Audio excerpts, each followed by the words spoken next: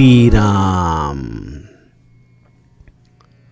आप सभी के हृदयस्थ ईश्वर को साष्टांग प्रणिपात करते हुए गोस्वामी तुलसीदास रचित श्री रामचरितमानस इस ग्रंथ का जो प्रथम सोपान अर्थात बालकांड का जो हम चिंतन कर रहे हैं, सज्जनों, यह हमारा कथा निरूपण क्रमांक 30।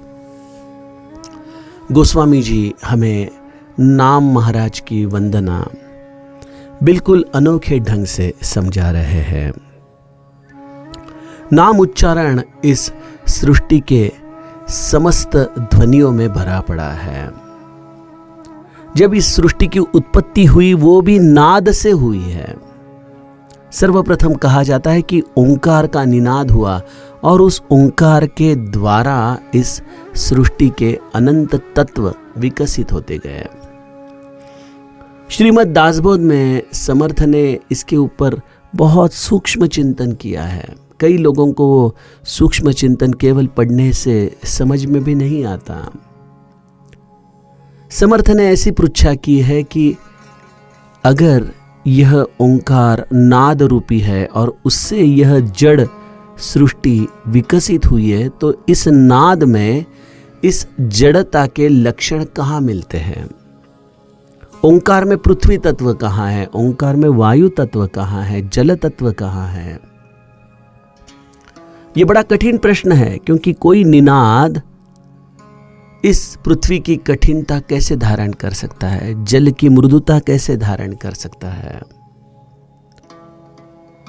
और सज्जनों, इसकी अत्यंत सूक्ष्म व्याख्या श्रीमद् दासबोध में समर्थ ने की है। समर्थ कहते हैं कि नाम लेने से जो हमारे मन में निर्भयता निर्माण होती है। हम देखते हैं कि कई बार जब हमारे सारे आस टूट जाते हैं, जब हम बिल्कुल बेसहारा हो जाते हैं, तो हमें लगता है कि अब केवल मुझे नाम का सहारा है और अब नाम ही मेरी रक्षा करेगा। और नाम हमारी सही मायने में तब रक्षा करता है। कहां से आता है यह नाम में यह निर्भयत्व, यह कठिनत्व? नाम का यह कवच, यह इसका पृथ्वी तत्व है जो नाम के अधीन है, जो आपको निर्भयता प्रदान करता है, कवच प्रदान करता है। नाम लेने वाला व्यक्ति अत्यंत संवेदनशील है, जिसके हृदय में भगवत के प्रति अत्यंत स्नेह है। उसके आंखों से सजल अश्रुओं की धारा भगवत सुमिरन में आती है। तुकाराम महाराज का अभंग स्मरण में आता है, नाम आठवीता सदगदीत कंठी, प्रेम वाढ़े पोटी ऐसे करिए। तुकाराम महाराज कहते हैं कि जब मैं तेरा नाम लूं तो मेरा कंठ गदगद हो जाए, मेरे नेत्र सजल हो जाए, ऐसा प्रेम मुझे देना। यह नाम का प्रेम, यही इसकी मृदुता है। तो नाम के अंदर जो मृदुता है वही नाम में छिपा हुआ जल तत्व है। नाम हमारे समस्त वासनाओं का भस्मसात करके नाश कर देता है।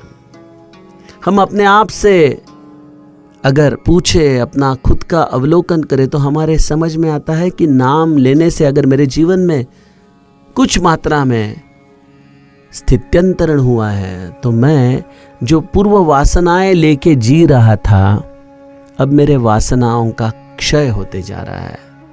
वो पुरानी वासनाएं अब मुझे उतनी आत्कृष्ट नहीं करती। क्यों हुआ ऐसा? क्योंकि इन वासनाओं का इस नाम के अग्नि के द्वारा हवन हो गया है।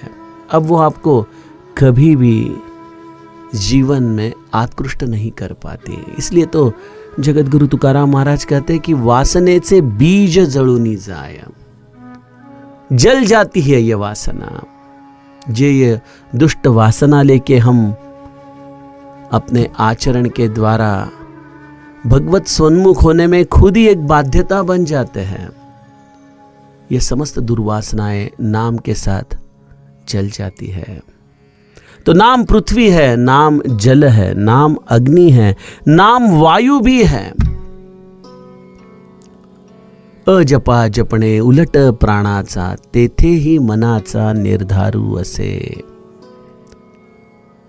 जो सोहम, ये जो अद्वैत रूपी नाम है, जिसका मतलब है मैं ही वो हूं, मैं ही वो भगवान हूं, मैं ही वो ब्रह्म हूं, इसकी जो धारणा है वो अपने सांस के गति के द्वारा हम सुमिरन करते हैं। सांस अंदर लेते वक्त सो और सांस छोड़ते वक्त हम, ये सो हम, ये जो हमारा नित्य प्राणवायु हमारे शरीर को जीवित रखता है, उसके आधार पे जो नाम होता है, जिसके द्वारा हमें जीवन में चैतन्य प्राप्त होता है। तो नाम में प्राण शक्ति है, नाम में चैतन्य है। और देखिए हमारे जीवन में भी हम कब बहुत ज़्यादा आनंदित होते हैं, जब हमारा नामस्मरण हमारे बिल्कुल सुमिरन की समस्त कक्षाओं को पार करके हम पर हावी हो जाता है। तो एक ऐसा उन्मनी अवस्था का आनंद जीव अनुभव करने लगता है। वह चैतन्य जो अपने हृदय में वो अनुभूति के द्वारा प्राप्त करता है, यही नाम के अंदर का वायु तत्व है, यही पवन पुत्र का दर्शन है हमारे जीवन में। और नाम आकाश भी है। नाम हमारे मन को आकाश के इतना व्यापक कर देता है, हमारे वृत्तियों को व्यापक कर देता है। तो नाम के अंदर ये पंच महाभूत तत्व है, अत्यंत सूक्ष्मता से है। तो यही नाम इस सृष्टि की उत्पत्ति करता है, इस सृष्टि के अंदर अक्षर ब्रह्म के द्वारा संवाद करता है। तो इस समस्त सृष्टि के नयन है प्रभु रामचंद्र के नाम। इसलिए गोस्वामी जी ने कहा, बरन बिलोचन जन जिय जो, बरनमाला रूपी शरीर के यह नेत्र है, रा और म। दोनों दिखने में शायद अलग हो, लेकिन दोनों की परस्पर प्रीति कैसी है? ब्रह्म जीव सम सहज संघाती। आदि शंकराचार्य कहते हैं, जीवो ब्रह्मैव ना परो। जीव और ब्रह्म में कोई अंतर ही नहीं है, और यही वस्तु स्थिति है। लेकिन हमारे अनुभव में आता है कि मैं जीव हूं और वो परमात्मा ब्रह्म है। गोस्वामी जी ने हमें अयोध्या कांड में बड़ा सुंदरता से इसे समझाया है कि जब प्रभु रामचंद्र, सीता जी और लक्ष्मण जी एक के पीछे एक वनवास में जा रहे हैं, तो गोस्वामी जी सामने से देखते हैं और उन्हें दिखाई देता है कि सीता जी बिल्कुल मध्य भाग में है, लक्ष्मण जी बाएं और प्रभु रामचंद्र जी दाएं।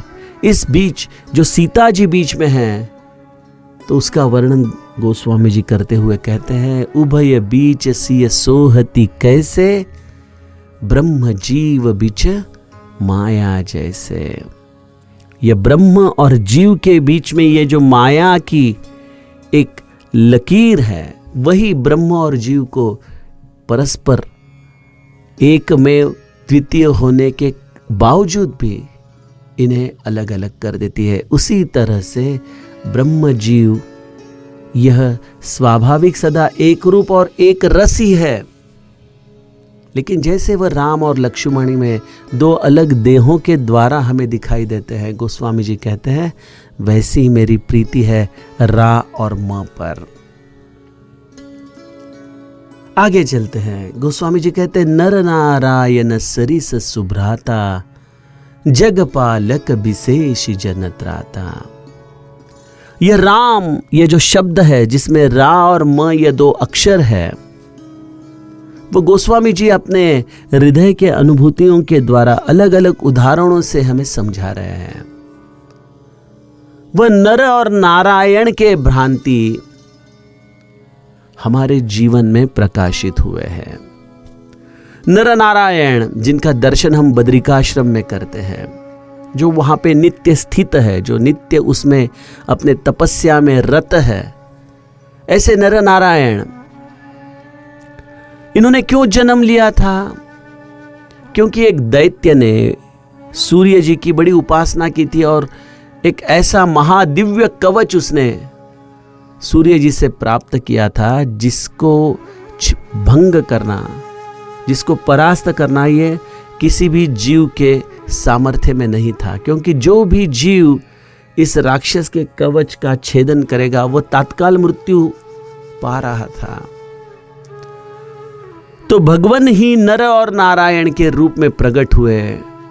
जब नर वह कवच को भेदता था तो तुरंत उसकी मृत्यु होती थी, तो नारायण अपने तप के सामर्थ्य से नर को जीवंत करता था और नारायण एक कवच भेद करता था, फिर वह मृत्यु होने के बाद नर उसे जीवित करता था। इस तरह से उन्होंने उस राक्षस के समस्त कवच तोड़ डाले।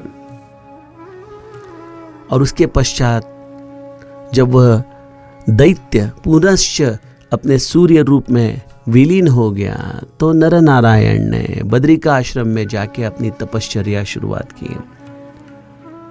तो तभी से एक लोक मान्यता है कि कठिन से कठिन आपदा भी बद्रिका आश्रम के दर्शन से दूर हो जाती है। और यही मान्यता आज कई लोगों को बद्रिका आश्रम खींच लेती है, उसका दर्शन करवाती है। तो ऐसे नर नारायण इस सृष्टि में हमेशा आते हैं। मानस पीयूष में कहा गया है कि वही सूर्य पुत्र में जो दैत्य रूप से महाभारत में कर्ण इस अवतार में प्रकट हुआ, वो कर्ण भी अपने जन्म के साथ ही यह समस्त कवच कुंडल लेके आया था। और इन कवच कुंडलों को भेदना सामान्य जीव का काम नहीं था, इसलिए श्री कृष्ण और अर्जुन भी नर और नारायण के रूप में आ गए। और इस महाभारत की जंग में हमने देखा कि कर्ण जो बिल्कुल अपराजित था, अभेद था, उसे किस तरह से श्री कृष्ण ने अर्जुन के द्वारा मारा। युद्ध नीति में कहा जाए तो शायद यह एक शूरवीर की मृत्यु के लिए उचित कारण नहीं था, लेकिन श्री कृष्ण भगवान ने तब कर्ण को कहा कि अब तुम नीति की बातें कर रहे हो, तुम्हारी नीति तब कहाँ थी जब द्रौपदी चीख चीख के सबके हृदय के सद्भाव को पुकार रही थी कि आप मेरा शील हनन मत कीजिए, मेरा वस्त्र हरण मत कीजिए, तब आप उसी सभा में मौन बैठे थे कर्ण। इसलिए तुम्हारी मृत्यु भी इसी तरह से असहायता से करने में कोई पाप नहीं है। तो नर नारायण इस सृष्टि में अनंत अवतारों में हमें दिखाई देते हैं। मैं तो कहूंगा कि राम नाम की इस सृष्टि में जब जब पुनर्स्थापना करने का निमित्त होता है, तब तब ये नर नारायण फिर से प्रकट होते हैं। जैसे त्रेता युग में प्रभु रामचंद्र और हनुमान जी ये नर नारायण के रूप थे, उसी तरह से हमने देखा द्वापार में श्री कृष्ण और अर्जुन नर नारायण के रूप है। कलियुग में निवृत्तिनाथ और ज्ञानदेव महाराज नर नारायण के रूप है। समर्थ और उनके कल्याण शिष्य नर नारायण के रूप है। और श्री महाराज और श्री ब्रह्मानंद महाराज नर नारायण के रूप है। तो गोस्वामी जी ने इस राम शब्द के रा को नर और म को नारायण कहा है। जैसे ये दोनों अक्षर जुड़े बिना राम इस शब्द को हम उच्चारण नहीं कर सकते, उसी तरह से यह राम नाम जिनके द्वारा पुनर्प्रतिष्ठापना होती है वह भी नर नारायण के रूप में आए हैं। तो गोस्वामी जी कहते हैं ऐसे नर नारायण जैसे ये रा और म दो अक्षर अत्यंत सुंदर है। जगपालक विशेष जन त्राता, जगत का पालन करने वाले और विशेष रूप से भक्तों का रक्षण करने वाले हैं। जिस तरह से नर नारायण ने इस दैत्य को भगा दिया, समस्त सृष्टि का उन्होंने रक्षण किया, उसी तरह से राम इस महामंत्र का आप सुमिरन करो तो आप पूरी तरह से संरक्षित हो, आपको नर नारायण का कवच प्राप्त हुआ है। ऐसे ये दो सुंदर बंधु है। जगत का तो वो पालन करते ही है, लेकिन विशेष रूप से जो भक्त इस राम नाम का सुमिरन करते हैं, उनके प्रति नर नारायण का यह सद्भाव हमें दिखाई पड़ता है। गोस्वामी जी इस राम नाम की सुंदरता हमें बताते हैं, क्योंकि राम नाम कैसा है? आखर मधुर मनोहर दो। यह रसना के लिए मधुर है और दृष्टि के लिए अत्यंत मनोहर है। नित्य राम नाम लेने वाला व्यक्ति अपने हृदय को कैसे सुशोभित करता है? गोस्वामी जी कहते हैं कि जैसे एक आदि सुंदर स्त्री अपने कानों में दो सुंदर कर्णफूल पहनती है, जो कर्णफूल उसके चलने के साथ हिलते हैं, उसी तरह से भक्त के हृदय के ये दो कर्णफूल है, रा और म। रा और म कहने का मतलब यह है कि राम नाम लेने वाला व्यक्ति ऐसे आनंद में, ऐसे प्रसन्नता में जीता है कि उसका दर्शन बड़ा मनोहारी होता है। उनके दर्शन से हमारे समस्त दुख नष्ट हो जाते हैं। उनके दर्शन से हम भी स्वाभाविक आनंद प्राप्त करते हैं।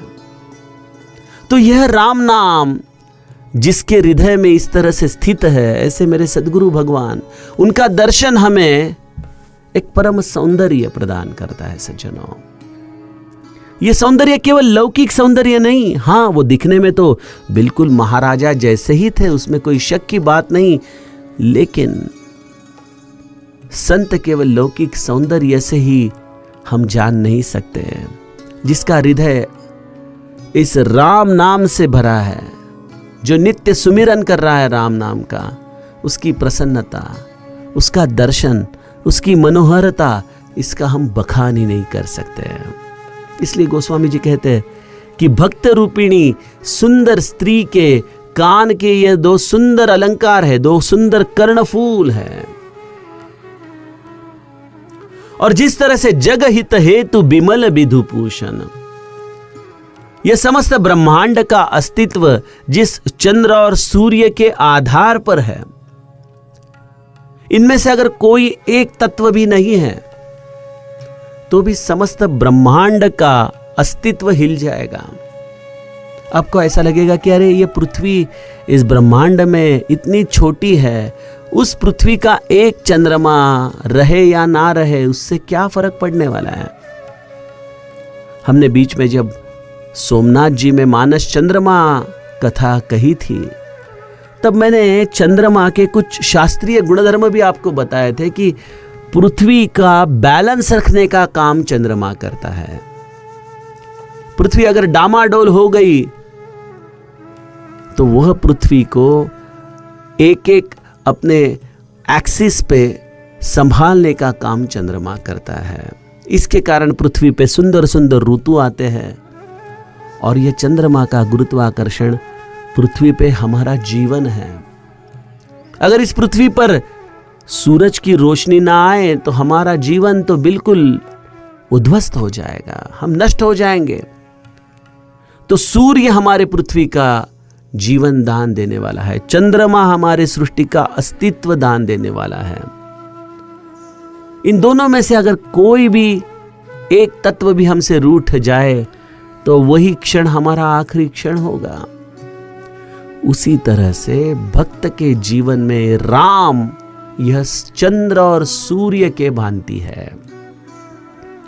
यह दोनों अपने जीवन में अत्यावश्यक है। एक सूर्य है जो हमें ज्ञान का प्रकाश देता है और एक चंद्रमा है जो हमारे जीवन में समाधान देता है। और ज्ञान और समाधान यही आत्म साक्षात्कार के दो पहिए हैं। इसलिए गोस्वामी जी कहते हैं जग हित हेतु बिमल विधुभूषण, स्वाद तोष सम सुगति सुधा के, कमठ शेष सम धर बसुधा के। यह जो दो अक्षर है गोस्वामी जी कहते हैं वो कैसे है? यह गति रूपी मोक्ष के अमृत के समान स्वाद देने वाला और उसकी तृप्ति हमें प्रदान करने वाला है। राम राम राम, माने ऐसा लगता है कि हमें कोई अमृत का कुंभ मिला है।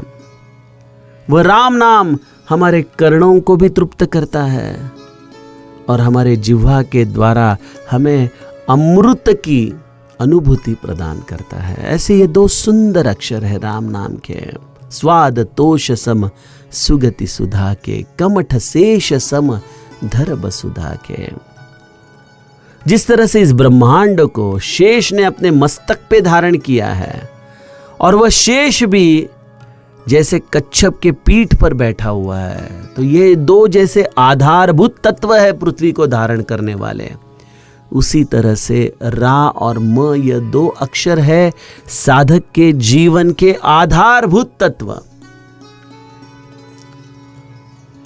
हम समस्त राम नाम लेने वाले जो साधक है, जो अपने गुरु ने दिया हुआ इस नाम का सुमिरन करते हैं, सज्जनों, मैं आपसे प्रामाणिकता से एक प्रश्न पूछता हूं कि अगर हमारे जीवन से यह राम नाम हम भूल जाए तो हमारा जीवन का अस्तित्व क्या होगा?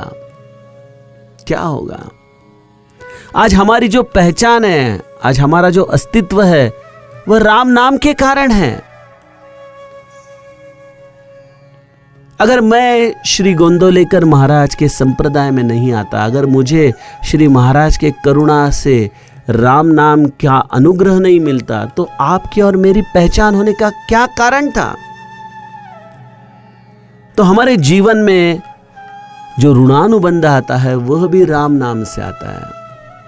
वह राम नाम हमारे लौकिक और पारलौकिक दोनों हमारे जीवन के अंग को उजागर कर देता है। तो आज हम जो भी कुछ है, इसके आधारभूत तत्व है राम। वो राम कैसे है? कमठ शेष सम धर बसुधा के। एक है कच्छप और दूसरा है यह शेष। जिस तरह से वह समस्त ब्रह्मांड को अपने मस्तिष्क पे धारण किए बैठे हैं, उसी तरह से हमारे जीवन में राम नाम हमें सब दिशाओं से संभाल रहा है। हमारा समस्त यह उदार निर्वाह का साधन भी इस राम नाम के द्वारा ही पूर्ण होता है। इसलिए गोस्वामी जी कहते हैं, जन मन मंजु कंज मधुकर से, जीह जसोमति हरिहल धर से। भक्तों के मन रूपी सुंदर इस कमलों में विहार करने वाले भ्रमर के भांति यह राम नाम है, जो भक्तों का मन आकृष्ट कर लेता है, उनके मन को विश्राम प्रदान करता है, उनके मन को एक अत्यंत सुंदर तृप्ति प्रदान करता है। यह है राम नाम। हमारा मन अगर जब भी बेचैन हो तो एक काम कीजिए, जिस तरह से महादेव जी ने हो यही सोई जो राम रचि राखा, को करी तर्क बढ़ावे साखा, अस कही लगे जपन हरि नामा। जब महादेव अत्यंत व्यथित हो गए कि मां सती मेरी बात क्यों नहीं समझ रही है, क्यों राम जी की परीक्षा लेने के लिए वो जा रही है, लेकिन कई बार समझाने के बावजूद भी जब सती जी ने ठान लिया था राम जी की परीक्षा लेने का, और उससे महादेव जी जानते थे कि अपने इस दाम्पत्य जीवन का यह अंतिम क्षण है, लेकिन तो भी महादेव इस मन के बेचैन अवस्था में अपने आप को एक ही बात कहते हैं कि जो राम ने रचा है वही होगा, अब मैं मेरे तर्कों को क्यों बढ़ाऊं। ऐसे कहकर महादेव जी राम नाम का सुमिरन करने लगे। तो कहने का मतलब यह है कि राम नाम आपके जीवन की हर अवस्था का उत्तर है। समर्थ रामदास नामस्मरण भक्ति में कहते हैं कि अगर आपके मन को हर्ष हो, आपके मन में कोई संकट की भावना डर पैदा करे, बस एक ही काम कीजिए, संपत्ति अथवा विपत्ति जैसी पडेल काळगती, नामस्मरणाची स्थिति सांडूच नये। आप नाम को भूलना नहीं, नाम सुमिरन यही आपके जीवन में आपको विश्राम देने वाला है, क्योंकि जन मन मंजु कंज मधुकर से। और जीह जसोमति हरि हलधर से। बलराम और श्री कृष्ण को दोनों को जिस तरह से मां यशोदा ने संभाला, उनका संगोपन किया, उन्हें अच्छे संस्कार दिए, उन्हें अपने आंगन में खेलते हुए देखकर यशोदा जिस तरह से अत्यंत आनंदित होती थी, उसी तरह से हमारे जिह्वा रूपी अंगन में यह रा और म रूपी बलराम और श्री कृष्ण को नित्य विहार करने के लिए आप छोड़िए और मां यशोदा के तरह साक्षी भाव में इन दोनों का दर्शन करते रहिए। यही मेरे गुरु भगवान कहते थे कि नाम आपके जिह्वा से लो, उसका उच्चारण इतना सूक्ष्म रूप से करो कि वह केवल आपके ही कान में आपको सुनाई दे और उसे सुनते सुनते समाधि का अनुभव आप खुद करें। अब देखिए यहां पे यशोदा के ये दोनों पुत्र नहीं है, ना श्री राम यशोदा का है, ना श्री कृष्ण यशोदा का है, ना बलराम यशोदा का है। आज के तारीख में कहा जाए तो दोनों गोद पुत्र है, ये तो गोद लिए हुए हैं। वो जो भी हो, लेकिन यशोदा ने इन दोनों में कभी अपने मन में कोई संशय नहीं लाया। इसी तरह से सज्जनों, यह राम नाम भी, ये दो अक्षर भी हमें गोद में प्राप्त हुए। प्रमाण क्या है? मेरे गुरु भगवान को जब उनके गुरु तुकामाई ने अनुग्रह दिया, तब कहा कि जो त्रेता युग में वशिष्ठ ने राम को दिया, अर्थात वो नाम जो राम को दिया, वही मैं आज तुम्हें दे रहा हूं। तो यह परंपरा है, बहती हुई परंपरा। तो हमारे जीवन में भी राम, यह कोई देवकी वसुदेव के कोख से जन्मा हुआ यह भगवत नाम, लेकिन गुरु कृपा से हमारे आंगन में आ जाता है। तो ऐसे राम, इन दो अक्षरों को आप किस तरह से संभालो? यशोदा के भांति संभालो। आहा, अगर आप यशोदा के तरह रा और म पर प्रेम करने लगो तो बस आपका तो काम ही हो गया, आपको और कुछ करना ही नहीं है।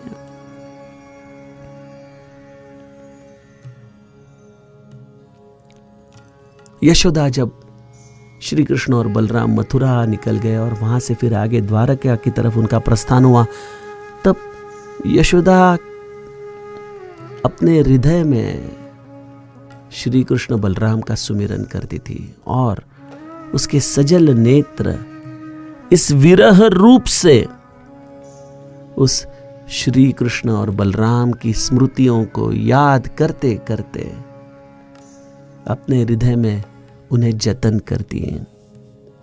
तो वैसे ही सज्जनों, हमारे जीवन में भी राम नाम हमारे जिह्वा पर नित्य खेलते रहे और जब उनका विरह हो जाए किसी कारणवश, तो नाम का विरह भी हमारे हृदय को गदगद करे, हमारे नेत्रों को सजल करे। यही है यशोदा की भावना। इस भावना से आप नाम का सुमिरन कीजिए। गोस्वामी जी कहते हैं, इस राम नाम ने मुझे सम्राट बना दिया। सम्राट का चिन्ह क्या होता है? एक छत्रु एक मुकुटमणि, सब बरननि पर जो। तुलसीदास जी कहते कि सम्राट या चक्रवर्ती किस चीज से पहचाने जाते हैं? एक है उनके ऊपर जो छत्र रूप एक रथ के ऊपर रखा जाता है, इस छत्र रूप से सम्राट का दर्शन हमें होता है। और इस सम्राट ने जो मुकुट परिधान किया है, ऐसे मुकुट मणि के द्वारा इस सम्राट चक्रवर्ती की हमें पहचान होती है। आप प्रारब्धवश कितनी संपदा मिला रहे हैं वो अलग बात है, लेकिन राम नाम आपको ऐसा समाधान, ऐसी शांति, ऐसा सौख्य प्रदान करता है कि आपके जीवन में आप जिस स्थिति में हो, आप एक सम्राट के भांति आपके जीवन में एक रुचि लेकर, एक आपके जीवन में श्री लेकर आप जीते हैं। आप कभी दैन्य रूप में हमें दिखाई देते नहीं, ना आपको कभी इस बाह्य सृष्टि के द्वारा कुछ प्राप्त करने की लालसा है। आपको जो प्राप्त हुआ है उसमें आप तृप्त हो आनंदी हो। तो यह सम्राट नहीं तो क्या है? तो गोस्वामी जी कहते हैं कि राम नाम लेने वाला हर व्यक्ति सम्राट है। तो कोई पूछेगा, गोस्वामी जी आप तो सबको सम्राट बना रहे हो, लेकिन अरे वो छत्र कहाँ है, वो मुकुटमणि कहाँ है? तो गोस्वामी जी कहते हैं जो रा है, जो रफार रूपी है, वह रा ही इस साधक के जीवन का छत्र है और म उसके मुकुटमणि का रूप है। तो रा छत्र रूप से और म मुकुटमणि रूप से हर जीव परिधान करता है, जिससे वह सम्राट बन जाता है। ऐसे गोस्वामी जी कहते हैं कि मुझे भी राम नाम ने सम्राट बना दिया है। आइए सज्जनों, इसके आगे के कथा भाग का चिंतन हम कल के कथा प्रवाह में करें। जानकी जीवन स्मरण जय जय राम।